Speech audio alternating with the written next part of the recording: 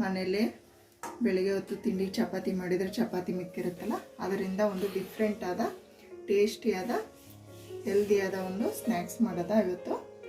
Chapati chat ಅಂತ ಹೇಳ್ಬಿಟ್ಟು ಇದಕ್ಕೆ ಯಾವ ರೀತಿ ಮಾಡೋದು, ಏನೇನು ಸಾಮಗ್ರಿ ಬೇಕು ಅಂತ ತಿಳ್ಕೊಳ್ಳೋದು ಬನ್ನಿ.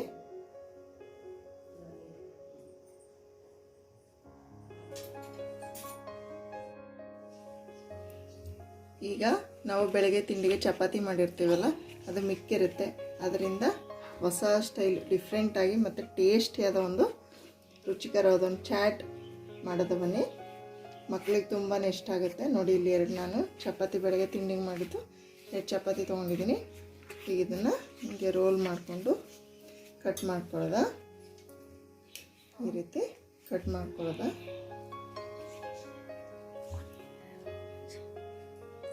ನೋಡಿ, ಈ ರೀತಿ ಪೀಸ್ ಮಾಡೋಕೋಬೇಕು.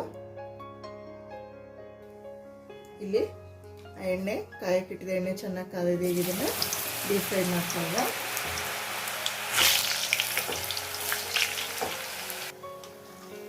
ನೋಡಿ, ಇಷ್ಟು ಫ್ರೈ ಮಾಡಿಕೊಂಡು ತೆಕ್ಕೊಳ್ಳೋದ.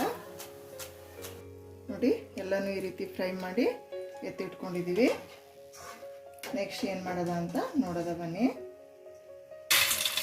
ಈಗ ನೋಡಿ, ಫ್ರೈ ಮಾಡ್ಕೊಂಡಿರೋ ಚಪಾತಿ ಹಾಕ್ತಾಯಿದ್ದೀನಿ. ಮತ್ತು ಇದೊಂದು ಸ್ವಲ್ಪ ಕ್ಯಾರೆಟ್ ತುರ್ಕೊಂಡಿದ್ದೆ, ಅದನ್ನು ಇದಕ್ಕೆ ಸೇರಿಸ್ತಾ ಇದ್ದೀನಿ. ಮತ್ತು ಈರುಳ್ಳಿ, ಟೊಮೊಟೊ, ನಾನೊಂದು ಚೂರೇ ಹಸಿಮೆಣಸಿನ್ಕಾಯಿ ತೊಗೊಂಡಿದ್ದೆ, ಅದನ್ನು ಇದಕ್ಕೆ ಸೇರಿಸ್ತಾ ಇದ್ದೀನಿ.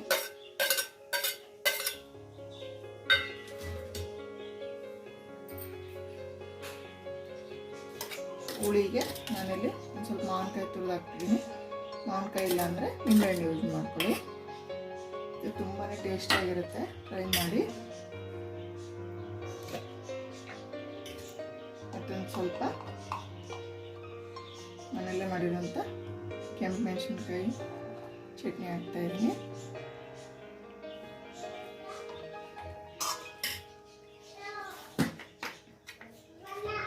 ರುಚಿಗೆ ತಕ್ಕಷ್ಟು ಉಪ್ಪು ಹಾಕ್ತಾಯಿದ್ದೀನಿ.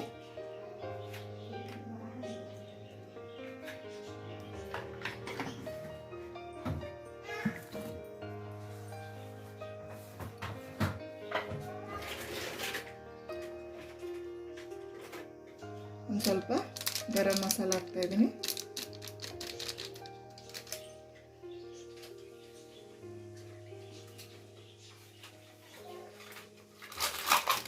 ಒಂದು ಸ್ವಲ್ಪ ಚಾಟ್ ಮಸಾಲ ಹಾಕ್ತಾಯಿದ್ದೀನಿ.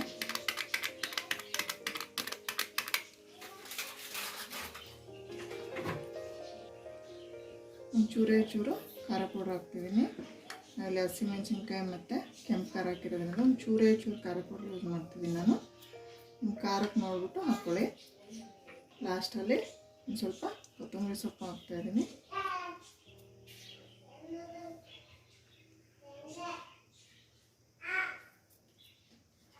ಈಗ ಇದನ್ನ ನೀಟಾಗಿ ಮಿಕ್ಸ್ ಮಾಡೋದ.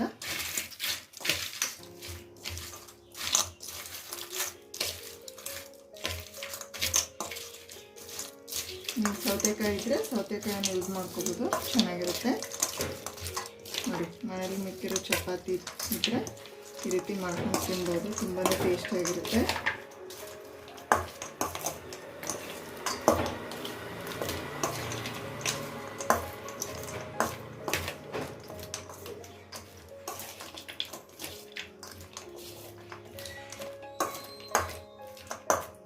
ಈಗ ಚಪಾತಿ ಚಾಟ್ ಅಥವಾ ಡಿಫ್ರೆಂಟ್ ಆದ ಚಪಾತಿ ತಿಂಡಿ ಈಗ ರೆಡಿ ಇದೆ.